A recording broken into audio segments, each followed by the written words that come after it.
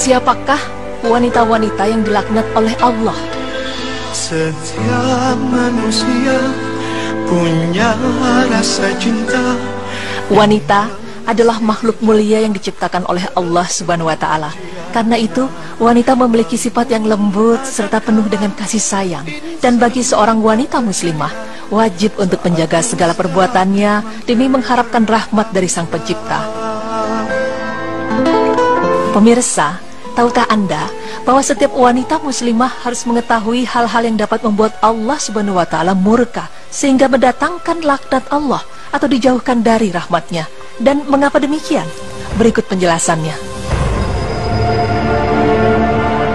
Apa yang diberikan Rasul kepada kalian, maka ambillah, dan apa yang ia larang atas kalian, maka tinggalkanlah. Quran Surah Al-Hasyr ayat 7.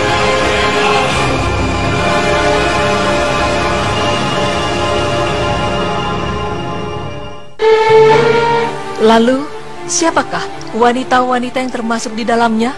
Serta perbuatan apa saja yang dapat membuat Allah Subhanahu wa Ta'ala melaknat hambanya? Berikut penjelasannya.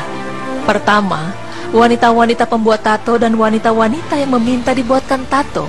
Imam Nawawi menjelaskan arti dari bertato yaitu menusukkan jarum atau alat tusuk yang lain di telapak atau pergelangan tangan, bibir, dan anggota badan yang lain dari tubuh wanita sampai nantinya keluar darah. Tempat yang ditusuk jarum itu lalu dibubuhi cela atau serbuk yang lain sampai kemudian kulit tersebut menghijau. Bisa juga digambar dengan lingkaran-lingkaran atau yang lainnya sesuai kemauan si pemilik tubuh. Syarah An-Nawawi ala Muslim 1406.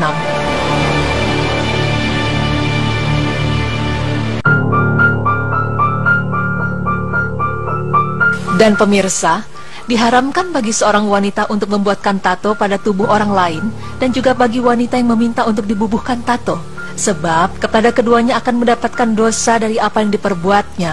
Apabila masih mungkin untuk dihilangkan, maka wajib hukumnya untuk dihapus dan tidak boleh menunda-nunda untuk menghilangkannya. Namun jika tidak memungkinkan sehingga dapat menyebabkan terluka, maka hukumnya tidak wajib. Dan apabila tato itu tetap ada pada tubuhnya, maka ia tidak berdosa.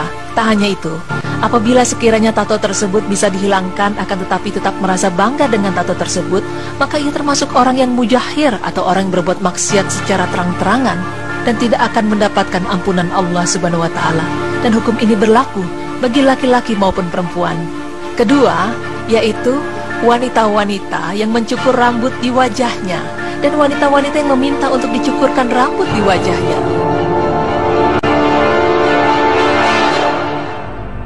Diharamkan bagi kedua pelaku tersebut, kecuali jika terdapat janggut atau kumis di wajah wanita, maka tidak diwajibkan untuk mencukurnya.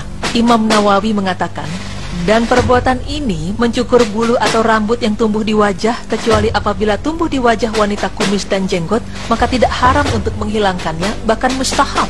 Kemudian beliau menambahkan bahwasanya larangan itu tertuju pada bulu alis dan apa yang di pinggir wajah dekat telinga. Syarah An-Nawawi ala Muslim 1406.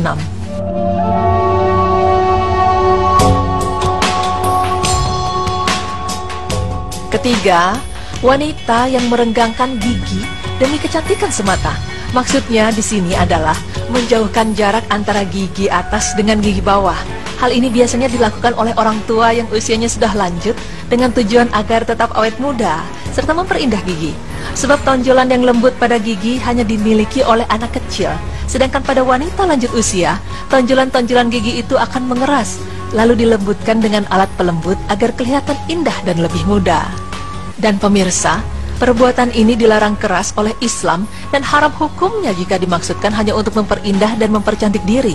Namun jika untuk pengobatan, maka boleh untuk dilakukan.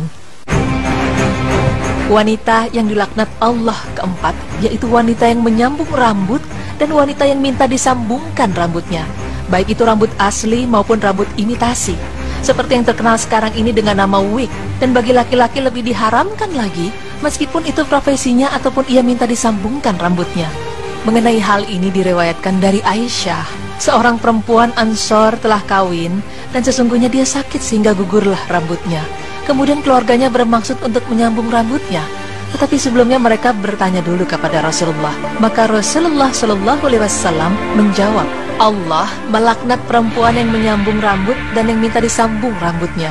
Hadis riwayat Bukhari 5934. Wanita yang dilaknat Allah kelima, yaitu wanita yang menolak diajak bersetubuh oleh suaminya. Karena sesungguhnya sebaik-baik wanita adalah wanita yang taat kepada suaminya karena Allah Subhanahu wa Ta'ala. Selain itu, ia juga mengetahui kewajiban-kewajibannya sebagai istri dan menjaga hak-hak suami atas dirinya. Dan salah satu hak-hak suami atas diri istri adalah jima, yaitu bersetubuh, yang dapat merekatkan maupun merenggangkan hubungan suami istri. Apabila seorang suami mengajak istrinya untuk berkumpul, hendaknya wanita itu mendatanginya sekalipun dia berada di dapur. Hadis riwayat Tirmizi 4387 dinilai sahih oleh Al-Albani dalam Sahih At-Tahrir 299. Selain itu, seorang wanita juga tidak boleh berpuasa sunnah ketika suaminya berada di rumah, kecuali dengan izinnya. Tidak halal bagi wanita untuk berpuasa atau sunnah sedangkan suaminya berada di rumah, kecuali dengan izinnya. Hadis riwayat Bukhari 1699.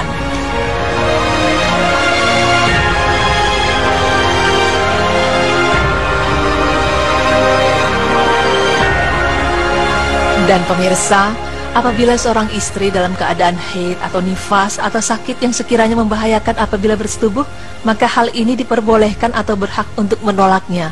Namun apabila tidak dalam keadaan tersebut, maka tidak diperbolehkan untuk menolak, dan inilah yang mendatangkan laknat dari malaikat dan Allah Subhanahu wa Ta'ala. Sebagaimana Rasulullah SAW bersabda, apabila suami mengajak istrinya ke tempat tidurnya, lalu istri enggan sehingga suami marah, pada malam harinya, malaikat melaknat sang istri sampai waktu subuh. Hadis riwayat Bukhari 1114. Wanita yang dilaknat Allah Subhanahu wa Ta'ala yang terakhir yaitu wanita yang sering melakukan ziarah kubur. Meskipun para ulama berselisih paham mengenai hal ini, namun pendapat yang paling kuat adalah wanita juga diperbolehkan untuk berziarah kubur asal tidak terlalu sering. Hal ini berdasarkan sabda Rasulullah SAW, dahulu aku melarang kalian dari ziarah kubur, maka sekarang berziarahlah. Hadis riwayat Muslim 977.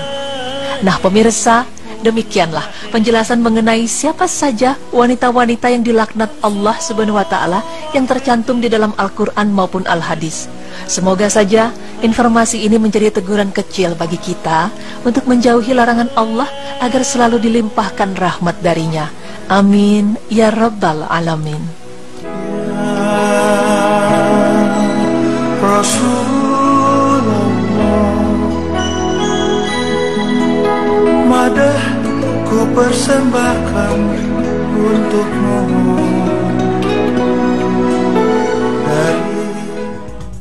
Alhamdulillah kita dapat pengetahuan baru lagi ya, ini terutama untuk para wanita nih. Jadi ada 6 hal para wanita yang dilaknat oleh Allah. Yang pertama tadi yang mencukur atau mencabut alisnya. Ya, alisnya. Terus juga ada yang mentato atau yang diminta ditato. Ditatokan. Ditato. Terus yang ketiga menyambung rambutnya. Menyambung rambutnya itu. Yang keempat tadi ada merenggangkan gigi. Merenggangkan gigi. Terus yang menolak suaminya. Berziarah kubur juga Berziarah kubur juga. Iya, semoga ini menjadi informasi ataupun wawasan untuk kita semua ya, terutama untuk para akhwan, untuk para wanita, agar tidak melakukan hal yang sampai kita bisa sampai dilaknat Allah. Nauzubillahi min dzalik.